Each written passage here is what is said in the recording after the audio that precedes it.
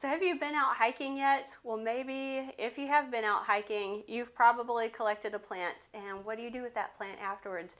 Do you just show it to someone in your family and then toss it aside? Or maybe you get that leaf and put it in a book and smush it between the pages of the book. Well, I'm going to show you a different way to do it, and the way that most agronomists and botanists do it as well. So the way we collect plants is we go out and we get that tree leaf. So I have a nice tree leaf right here. You might recognize this tree leaf. And in order to preserve it, I put it in a plant press. And a plant press is just like its name. It presses the plants. So that's what your book does, but if you put it in between the book, like I said, it can damage the book. The color of the plant won't be as nice. So we really want to do the best we can, right? And this is really easy to make. I made this with some leftover wood, my plant press, leftover cardboard, leftover newspaper, and I also went and got the bolts because I didn't have bolts like this, but you know I have bungee cords at home and I could just wrap that around, right? And that'll keep it pressed down. So I'm going to show you, I have two pieces of wood, one on the top, one on the bottom. And in between, I kind of do the lasagna method. So this is a lot of extra cardboard I have here, but you'll soon see that I have in between each cardboard, I have some newspaper, and inside the newspaper, I have a plant. So I just put this tulip tree leaf right in here. So I have two pieces of cardboard, and then if I have another plant, I would just put it in between the newspaper, put it in here, put another piece of cardboard here, another plant and newspaper here, and on until I'm ready to close it up. And then I close it up and I bolt it down, so that keeps it nice and pressed. Now if you don't have a plant press or you don't have anything to make one, go ahead and put them, same lasagna method, but between the newspaper and the cardboard, but put heavy books on top of them. And don't put them in a dark, damp place. Put it in a place that the plants will dry out slowly. So in a sunny place, in a dry place, that's what I did in my office. I put them in between there. And I have these leaves that turned out really nice and flat. These purple leaves you can see right here are still kept. They're really dark, deep purple. And they're all nice and so flat, and I didn't damage them. I didn't lose them in a book that I carry all the time.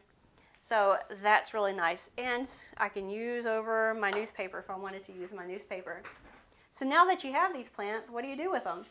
Well, when I was in 4-H, we had photo albums that actually had sticky to them, and then you'd put a plastic deal over it. And it wasn't airtight, so it still dried everything out.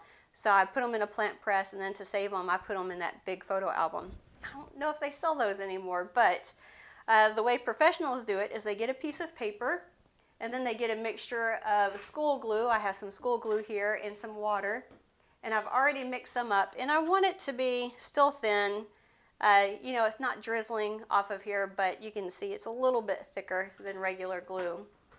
And then I put it on the paper. So you don't have to glue the whole back of the leaf. I usually just glue along the spine here, and then a little bit on the petiole of the leaf. And I'll put that down in a nice little, let's see, where do I want to put it? Some of you guys who are really artistic could know how to put these together really nicely. So I have one that's the top of the leaf. I want to show what the back of the leaf looks like too. So I'm going to put the glue on the front. Same thing, like I said, you don't have to glue the whole plant. And down here. Now if you ever go to a museum, you might not see a herbarium, but a lot of museums have herbariums. And that's where you can go and you can see a lot of these plants all organized by their name, their Latin name. So that would be family, genus, species. Actually, it goes all the way up kingdom, phylum, order. Remember, I learned it as King Philip cooks onions for good students.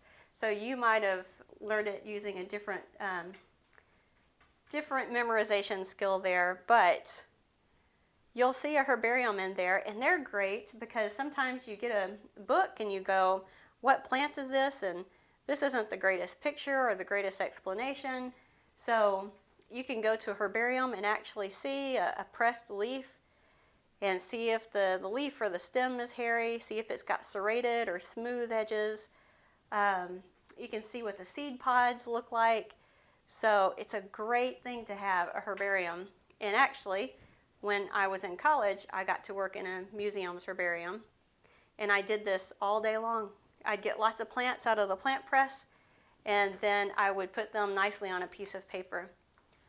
So here is one example of one I've done just now with the tree leaves. So when you go and collect plants, make sure it's out of your own garden, out of your own trees. You don't want to go to state parks or any other parks and collect their leaves because you don't have permission to do that.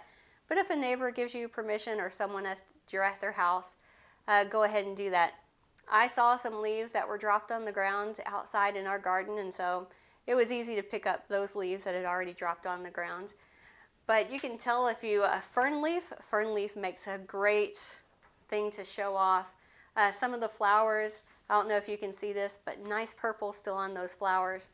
And it brings back a lot of memories. Like I said, I look at my plant press or my plant collection, and I have a lot of memories from that summer. So you can put down the date and where you found these. Professionals use a tag like this, so that's how I can always remember where I collected my plants too.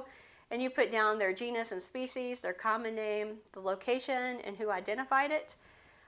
If you're doing this to make something nice and pretty in the house, well, you just might put the Latin name in really nice script, or you could put the common name, and that would be a really nice gift. I've seen these in a lot of stores for big prices, so if one of your projects is horticulture, this would be a great thing to have to put it in a picture frame and have it up in your room, in your office, once you get an office. They're just really beautiful to have, and they bring back really great memories and also a wonderful skill that not very many people know how to correctly collect and preserve their plants.